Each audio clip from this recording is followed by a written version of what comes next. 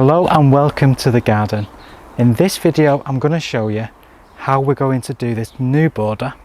We've now got all the plants in the arrangement that we want to grow them in. There is quite a lot of plants to plant. There's even more just behind where the camera is being filmed, which is going to be for the other side of the border and around the new pond area.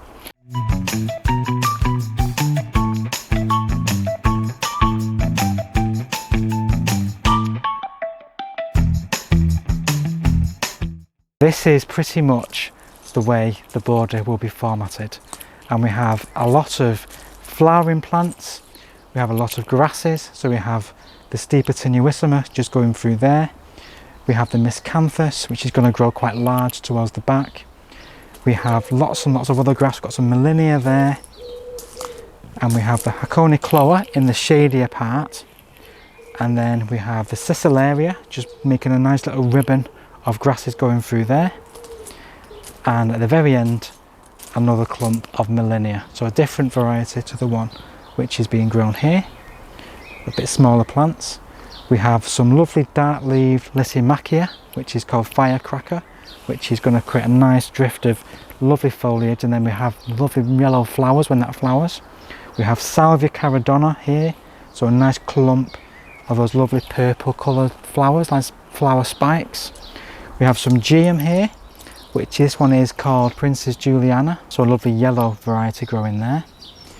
As you go along we've got some Eryngium, so the big blue Eryngium is just a few clumps there. That's a lovely sea holly. We have the Phlomis russeliana in a nice ribbon going through there, and behind that we have the Geranium Patricia. Moving further along the fence we have the nice phlox, that's the Spatsoma, so lovely pink fragrant phlox. Just in amongst the miscanthus we have some verbascum. Now this is the verbascum which is only going to be biennial, so once it flowers this year that'll be the end. And we also have some Erigeron anus as well mingled along there. So the reason why I've just chosen those type of plants is because the miscanthus is going to need quite a large space, it's going to grow quite wide.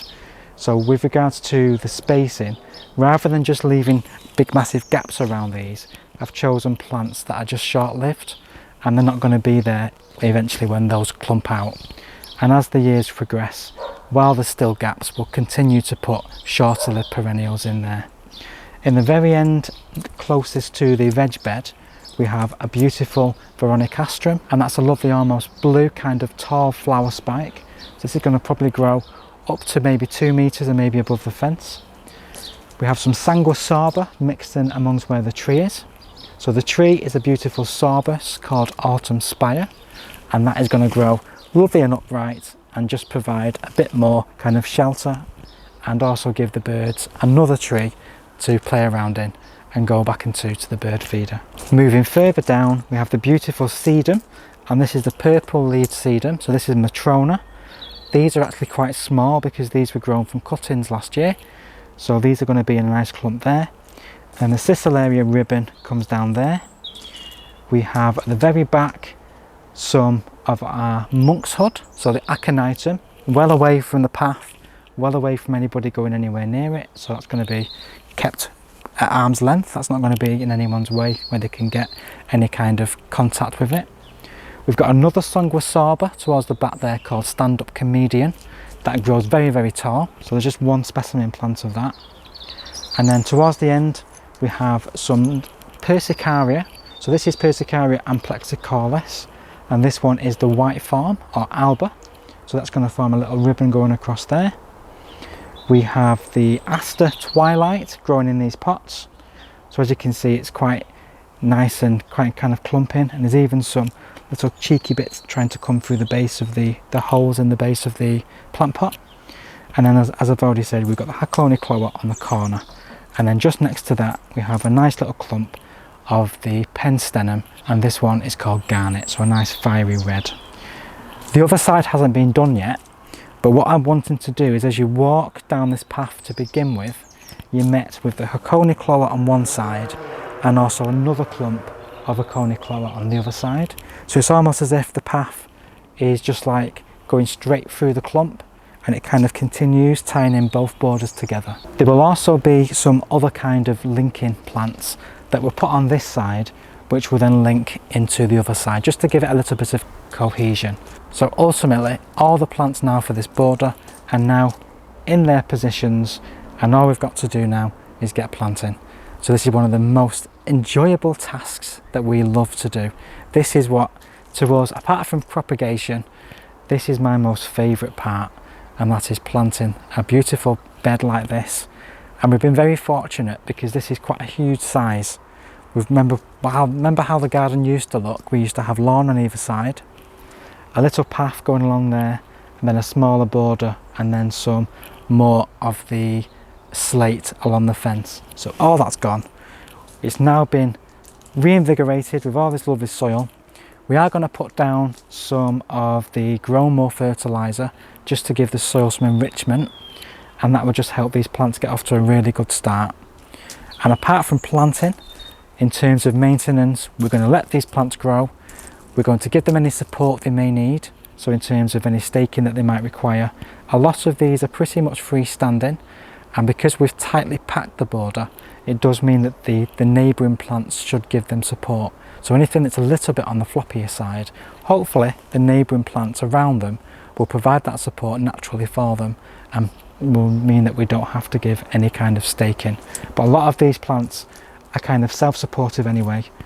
There's probably, I can't really see any that in here that we're going to need any major supports. So it's going to be pretty much left to its own devices once it's planted. Make sure it's kept watered at least for the first fortnight.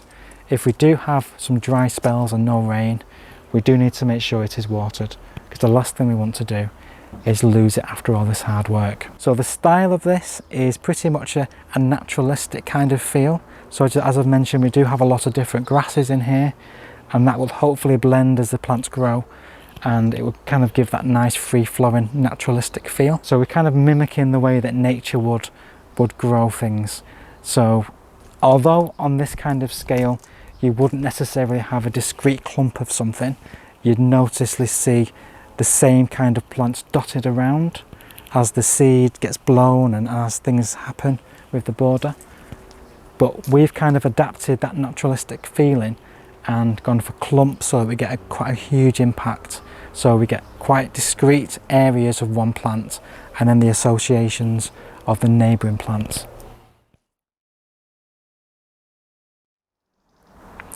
Whenever you're doing any kind of planting, it's recommended that you place the plants out in their original containers where you want them to grow, and then leave them for a while.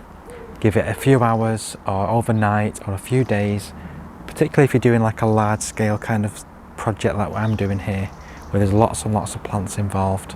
Leave it overnight, give it a few days, keep looking at it, adjust it if you need to, adjust the spacing, make sure that you've got the plants in the positions where you really want them to be. If at any point during the time when you're doing the looking and looking at things, you need to move stuff around, it is so much easier to do that when they're in this stage now in the containers.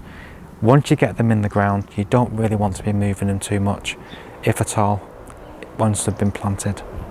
So I've given it a few days, I've been looking and making sure everything's okay, and I'm quite happy with what's growing in this border and the positioning of all the plants. So I can now get the spade and the trowel and get planting these plants. You can also notice I do have 2 of the decking tiles down, and I've started to create the border along the side. So the rocks will continue, and then those decking tiles will continue going that way up into where the pool's going to be, the nice pond. So I think it's time we can get planting.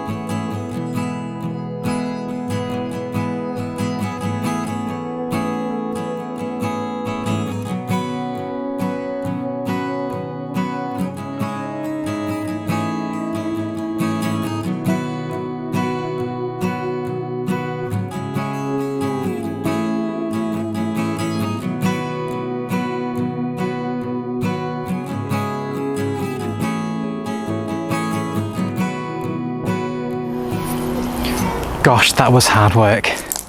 The blazing sun obviously is great, but not too great when you're trying to get plants in and it's just there on you the whole time. But we managed to get it done. The whole bed is now planted.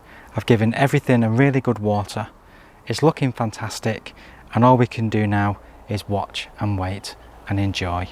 There is still quite a bit of work to do with regards to the decking area and also the building of the pond, so please do stay tuned to the channel and follow our progress.